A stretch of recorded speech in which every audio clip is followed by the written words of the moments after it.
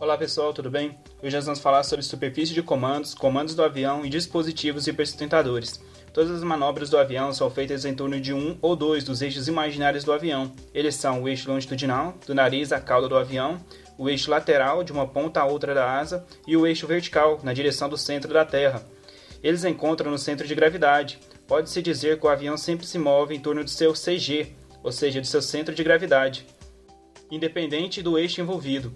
Os ailerons, profundores, leme de direção e spoilers produzem forças e momentos aerodinâmicos que fazem com que o avião gire em torno desses eixos. E aqui são os três eixos que eu acabei de citar.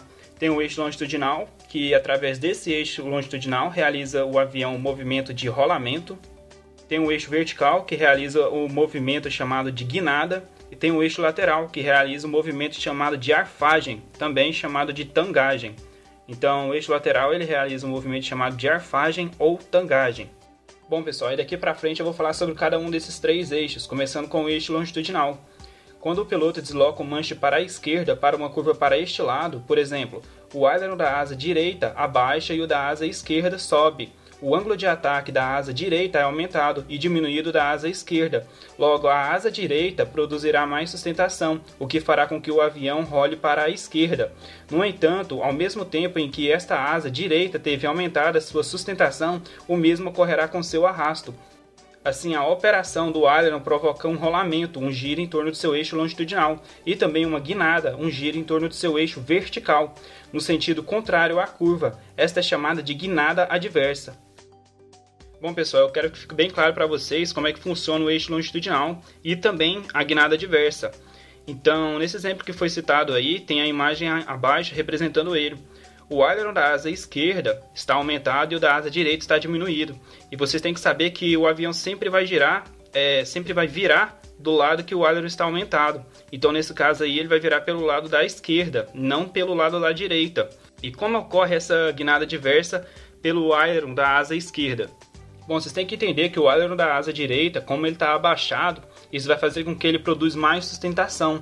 Ele produzindo mais sustentação, aquela parte da asa direita vai levantar e o da asa esquerda, que está levantado, vai abaixar. Isso vai fazer com que o avião vire. Agora, como o da asa direita teve mais sustentação, isso também vai fazer com que ele tenha mais arrasto. E como ele tem mais arrasto, o avião vai tentar fazer uma guinada, Uma guinada adversa para aquele lado. Ou seja, ele vai dar uma pequena curva em torno do seu eixo vertical. E essa é a chamada guinada adversa. Bom, e foi criado alguns meios de remover essa guinada adversa. E eu vou citar alguns deles aqui para vocês, começando com os ailerons diferenciais. Nesse tipo de aileron, aquele que levanta tem um cursor maior do que o que abaixa, aumentando o seu arrasto e reduzindo a sua guinada adversa. Bom, pessoal, e nessa imagem aqui abaixo é a demonstração do que eu acabei de falar. Você percebe que esse aí é um único avião, porém com ângulos diferentes de imagem.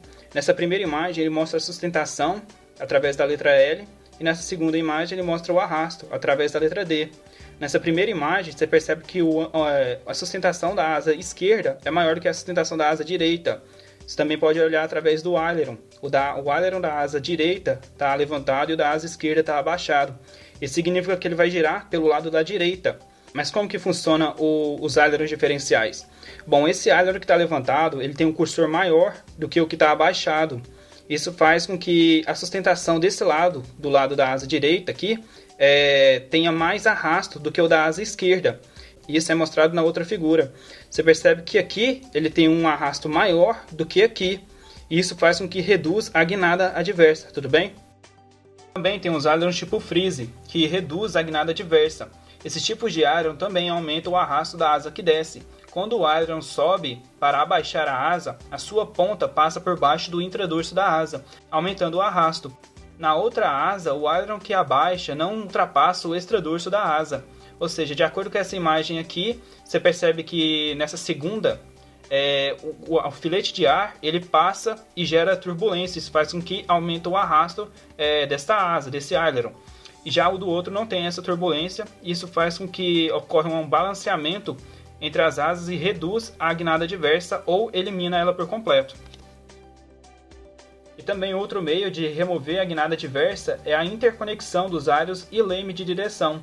Alguns aviões, o leme de direção é ligado ao aileron, de forma que, quando o avião é inclinado pelos ailerons, o leme de direção move para evitar a guinada adversa. Ou seja, quando eu vou fazer uma curva, obviamente eu vou utilizar os ailerons e com isso, eu sem precisar apertar o leme de direção, ele vai se mover automaticamente, evitando a guinada adversa. Outra superfície de comandos empregada para provocar o rolamento do avião é o spoiler, que destrói a sustentação da asa que deseja baixar. Ou seja, isso aí é muito utilizado na aterragem. Quando o avião já tem o contato, levantado os spoilers, isso faz com que gere mais arrasto, reduzindo a sustentação e assim a parada do avião. Existem aviões também que, em vez dos ailerons, é utilizado spoilers. Eles não têm ailerons, somente spoilers, e assim, através dos spoilers, que eles fazem a curva, gerando um movimento de rolamento. Eixo vertical.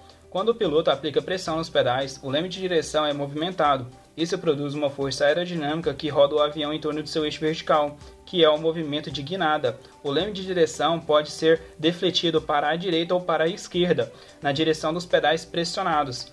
Bom, acho que isso é bastante autoexplicativo. Só para deixar claro aqui, quando o avião quer fazer uma curva, é utilizado o eixo vertical e o eixo longitudinal. Através desses dois eixos é que o avião realiza a curva. Guinada seguida por rolamento. A função do leme é produzir uma guinada no avião. Isso eleva a velocidade da asa externa, o que aumenta a sustentação, provocando uma inclinação lateral. Portanto, o segundo efeito da aplicação do leme de direção será produzir uma inclinação lateral no avião. Ou seja, é um efeito... Isso quer dizer o quê? Que seria, entre aspas, um efeito colateral do avião, que o avião produz esse efeito colateral. Essa guinada seguida por rolamento, na verdade você só queria virar o avião, ou seja, dar uma guinada dele utilizando o seu eixo vertical. E, consequentemente, você realizando essa guinada, utilizando o leme de direção para realizar essa guinada, você também realiza um movimento chamado de rolamento, que seria em torno do seu eixo longitudinal. Então, nada mais é do que um efeito colateral. Você querendo fazer um movimento de guinada, consequentemente, você faz um movimento de rolamento. E essa asa, aqui em cima, isso eleva a velocidade da asa externa. O que seria essa asa externa? É a asa que não está no sentido da curva. De acordo com essa imagem aqui, a asa interna seria essa e a asa externa seria essa, porque o avião está fazendo a curva pelo lado da esquerda, tudo bem? E agora sobre o eixo lateral. Quando o piloto empurra para frente o manche e o profundor desce, a superfície formada pelo estabilizador horizontal como profundor terá aumentado o seu ângulo de ataque e sua curvatura. Isso produzirá um aumento da sustentação, provocará a elevação da cauda e, consequentemente, uma arfagem, ou também chamado de tangagem. Bom, então aí é bastante simples, como realmente está escrito, é através do eixo lateral que gera o movimento de arfagem ou tangagem do avião, que o avião produz.